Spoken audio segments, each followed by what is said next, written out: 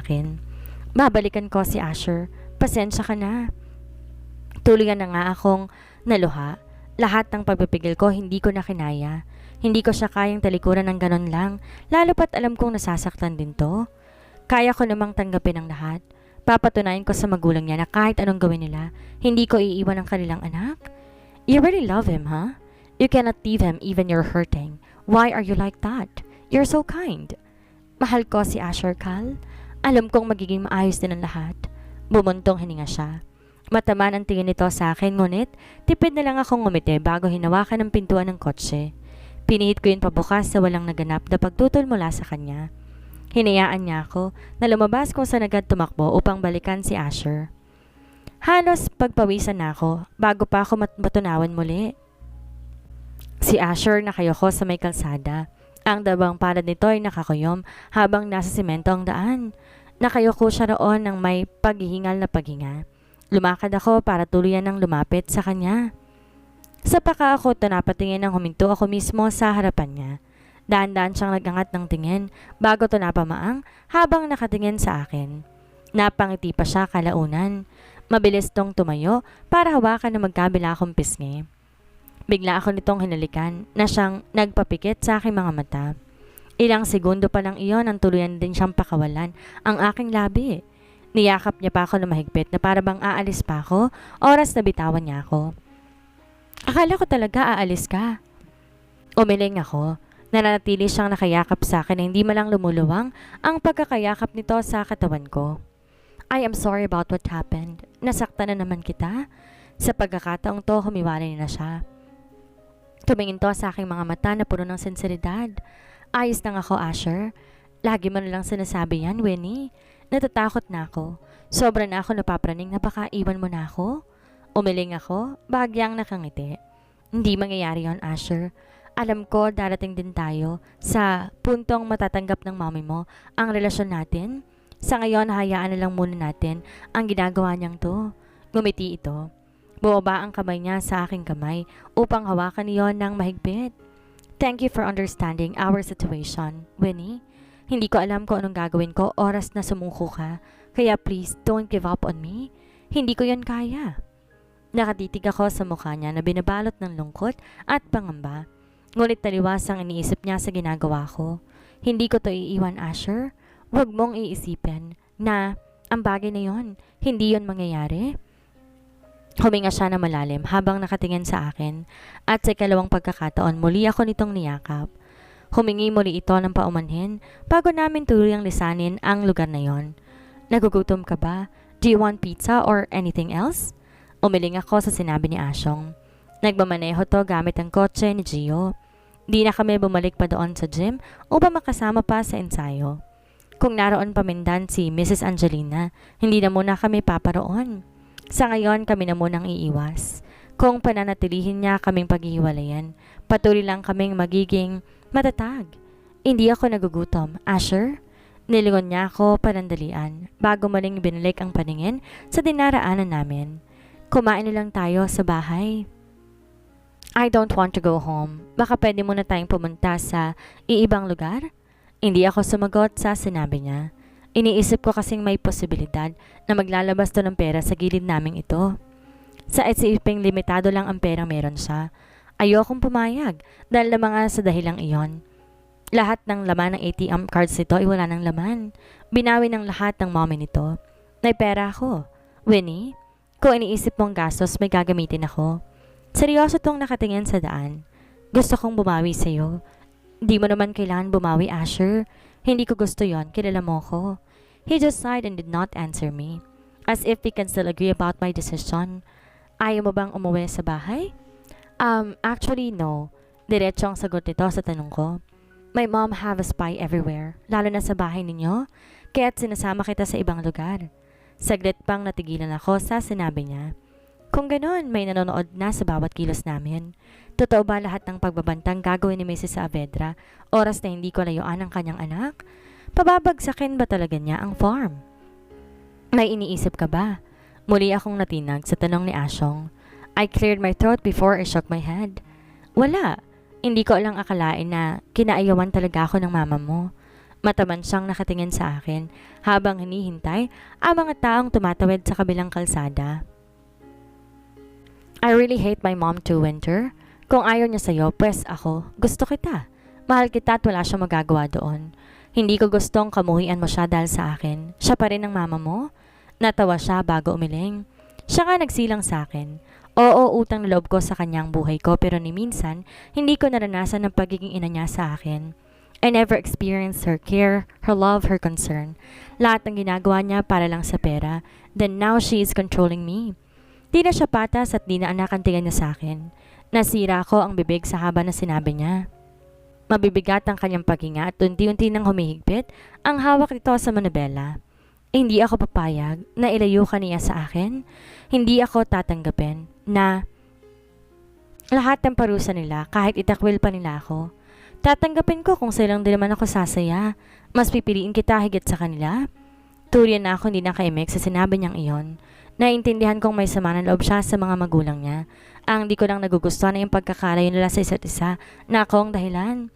Sa isang kondo kami pumunta matapos naming bumili ng mga pagkain. Nakumbinsi ko si Asher na bumili na lamang ng mailuluto kaysa kumain pa kami sa isang restaurant. Dahil na rin pumayag ako na tumungo sa kondo na to. Sumang-ayon na rin to sa aking suggestion. Napag-alaman ko rin ang kondong to kay Gio pala. Nasabi rin niya sa akin na may separado siyang ATM na nagmula kay Gio. Ibabalik lahat ni Asher ang pera ni Gio oras na makahanap to ng trabaho. Medyo nakahinga ako ng maayos dahil tunay niyang sinabi ni Asher noon. Mapagkakatiwalaan ito ang mga kaibigan niya. Dahil na rin mag-aalas 10 pa lang ng umaga, lunch nang inihanda ko para lutuin. Nakaupo si Asher sa aking harapan habang pinapanood ang paghihiwa ko ng bawat sangkap. Naisa na niyang matutong magluto, ngunit mukhang mahirap yon dahil hindi naman daw niya ko kayang nakahiligin. That's Yaya Corazon's best recipe. Madalas ipaluto ko sa kanya yan noon. Di kasi marunong magluto si mommy. Tumango lang ako sa sinabi ni Asyong. Kare-kare ang siyang lulutuin ko ngayon. Ang paglulutong to naman ako kay mama at lola. Bata pa lang ako, nakailigan ko na talagang pagluluto. Madalas tambay ako sa kusina tuwing magluluto na sila mama. Maswerte ako dahil ang mapapangasawa ko marunong magluto. Napangiti ako. Nakatingin siya sa akin at para bang may iniimahing ibang bagay. Napailing ako. Nagumpisa akong manggisa at tiniyaan siya ngayon at tumungo sa aking silid. Nakapamewang isa niyang kamay habang sinusubaybayan ang bawat kilos ko. At nang matapos mag-isa ang pagkain, hinayaan ko munang kumuluto bago ilagay ang huling sangkap. Pwede ba tayong manatili maghapon dito? Niyakap niya ako mula sa aking likuran habang umiinom ako. Inuubos kong tubig sa baso bago tumango. Ayos lang naman yun sa akin. Humarap ako rito dahilan para makawala ako sa pagkakayakap niya. Ngunit kinulong niya lang ko sa mesa gamit ang dalawa niyang kamay. Napasandal ako. Bahagyang inatras ang ulo nang lumapit siya. After our graduation, you're taking board exam? Then if you pass the exam, you're going to work in the province. Tumango ako. Mas komportable ako sa probinsya. Ayoko dito sa syudad.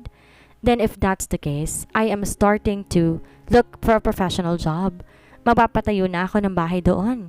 Tumaas ang kilay ko. Sigurado ka? Kung saan ka, doon ako. Napanunok ako ng titig niya sa akin. Malagkit na animoy hinihigop niya unti-unti ang wisyo ko. Bumaba ang mata nito sa aking labi nang di ako sumagot.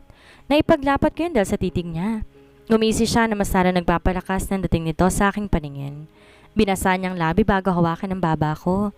Nakikita ko ang future ko sa'yo, Winnie. Masaya tayo, may anak, buong pamilya at masagana. Natulala ako sa kanyang mukha.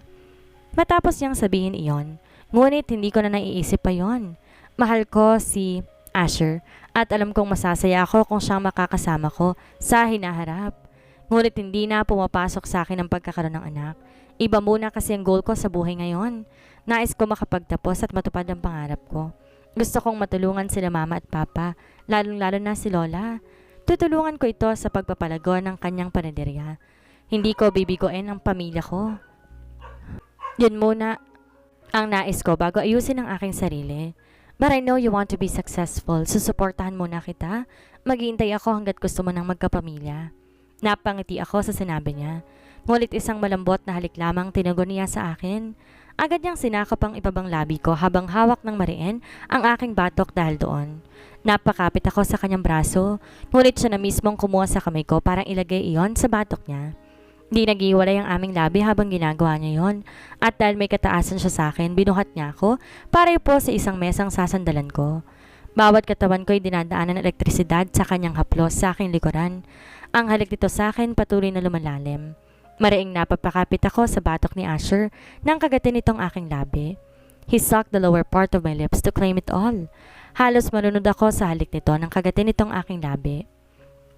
Ngunit ang inaakala kong pakakawalan niya ako hindi nangyari. Dumapo ang labi nito sa aking leeg na tila ba yun talagang paboritong parte. Kinagat ko ang ibabang labi dahil sa kakaibang dulot nito. Mainit ang bibig na siyang naramdaman ko sa aking balat.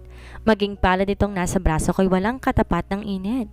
Siguro ngayon din na lumalabas sa katawan ko.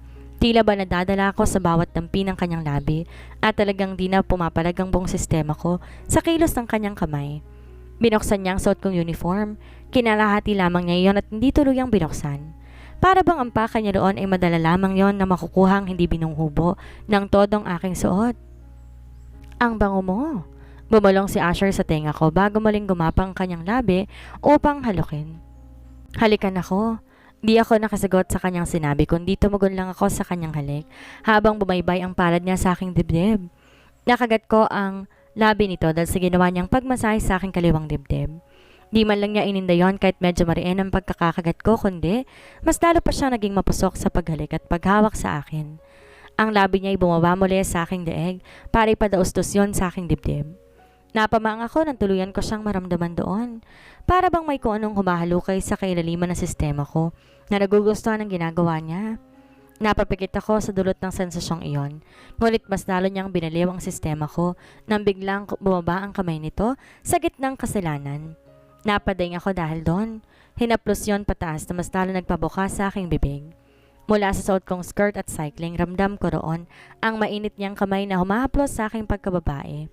Para bang inaakit ako ng haplos niya na tila nais kong pasabikin at ako mismo ang kusa nagmamakaawa na ipagpatuloy nito ang aking ginagawa. Patuloy niya yung ginawa hanggang tuluyan ako magpakawala ng daing. May magagawa pa ako bukod dito, Winnie? Hindi ko alam kung ano pang magagawa niya ukol sa sinabi nito. Gusto mo bang malaman? Maging ang tinig ay nangaakit habang patuloy ang paghago doon. Nakagat ko ang labi tuluyang nagmulat dahilan para magtamang aming mata. Promise, you don't get hurt. Instead, you're going to scream and wish for more. Sinakop itong muli ang aking labi sabay ng pagbaba sa aking undies. Hinaplos yon habang hinahalikan ako. Hinawakan na isang hita ko para tuluyang bigyan daan ng kamay niyang naroon. Dahil sa ginawa niya, mas lalong binalot ng init ang aking kaibuturan. He entered slowly one finger and he was gently moving it in and out. Para bang sinakop niya ng tuluyan ng wisyo ko at ang pagkatao ko na para bang siya na ngayon na may kontrol sa lahat. Winnie, you're tight. I can feel it in my finger. My lips parted when he moved it faster. Inangkin niyang labi ko dahilan para hindi ako makalika na mahihinang daing. Lalo ko nakaramdam ng pamumuo sa aking kaibuturan nang bumaba ang labi nito sa dibdib ko habang naglabas-masok ang daliri sa gitnang bahagi. Di ko na kinayang ginagawa niya gaya lang ng una. May lumabas sa aking pagkababae. Nasaksihan ko yun ang iangat ng kanyang kamay. Napalanok akong bigla dahil ako'y namula. Pero nanatili siyang nakatitig hanggang kalisin nito ang suot niyang sinturon. Nataranta ang buong sistema ko nang tuluyang buksan ang suot nitong pantalon. Binaba ang zipper ko saan mag-isang nahulog ang suot nito. Nanuyot ang lalamunan ko na magbaba ako ng tingin sa suot niyang boxer. Nakangisi to nang tumingin ako sa kanya at para bang nababasa nitong reaksyon ko dahil sa ginawa niyang to. Relax, hindi pa sa ngayon. Naisara ko ang bibig at naguguluhan ako sa sinabi niya, ngunit hindi ito nagbigay sagot. Bagkos tuluyan niyang ibinaba ang suot na boxer. Namilog ang mata dahil sa nasaksihan. Di ko akalaing gano'n ang itsura ng bagay na yon. Bakit ang haba yata niya? Napamura akong bigla sa isip. You're just going to play with him, up and down. Nakangisi siyang nakatingin hanggang hawakan itong kamay ko. Dinala niya sa kanyang pag-aari. I swallowed hard when I finally felt his sting. He closed his eyes tightly after I hold it. Parang kailaki ng epektong dulot ko lamang ng paghawak sa kanyang pagkalalaki. Move your hands, please. I start to move my hands up and down to make him curse many times. Bawat reaksyong pinapakita ay nagbibigay lakas sa akin para mas lalo pang galingan ang ginagawa. This is my first time to witness him like this. Mas kakaiba ito nung una. Kitang-kita ko sa kanyang mukha kung paano niya nagustuhan ang ginagawa ko. Ngunit makalipas ang ilang pagtaas-baba ng aking kamay, biglang natigilan ako. May mainit na likido kasing lumabas doon. Nasa kamay ko yun mismo habang tulala ako sa nangyari. You know that, right? Nagangat ako ng tingin sa kanya. Oo. Kinagat niya ang labi habang nakangisi. Dahil may tissue sa gilid. Siya na mismo naglinis sa aking kamay bago ko tuloy ang ibaba sa mesa.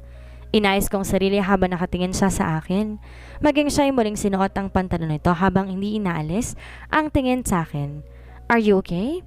He asked me gently. Hinaplos nito ang pisngi ko at muli sanang ilalapit ng mukha sa akin nang biglang maitulak ko ito. Bakit? Nagtataka siya sa aking ginagawa. Ngayon ko lang naalala nagluluto pala ako na biglang nawala sa isip ko. Yung niluluto ko natuyo na. Tsaka tapos ng 2 linggo, natapos na rin ang practice at lumipas na ang graduation. Ngayong araw mismo ang pagtatapos ng seremonya ko sa nakasama kong aking pamilya. Lumawa si mama at papa para masaksiyan ang graduation day. Di na rin kami nagluto ng araw na to dahil nagpasya kaming kumain na lamang sa labas. Congrats anak! Nasa bahay ang regalo ko sa'yo. Mamaya na! Tumango ako sa sinabi ni mama. Naglalakad kami patungong mall kung saan nagtitingin kami ng lugar kung saan kakain. Nag-abala pa kayo ma. Kahit wala nang laki na ng gastos ninyo eh. Hindi pwedeng wala, Winnie. Ikaw lang ang anak namin. Natural lang gumastos kami. Lahat ng kinakailangan mo dapat lang tustusan namin. Maganda naman na naging resulta ng pagpapagod mo. Graduate ka na. Tumango ako kay mama. Pantay-pantay ang lakad naming 4 hanggang sa may makita kaming restaurant. Doon namin napagpasyang kumain at magpalipas ng oras. Marami kaming napag-usapan tungkol sa pananatili ko dito at pag-aaral.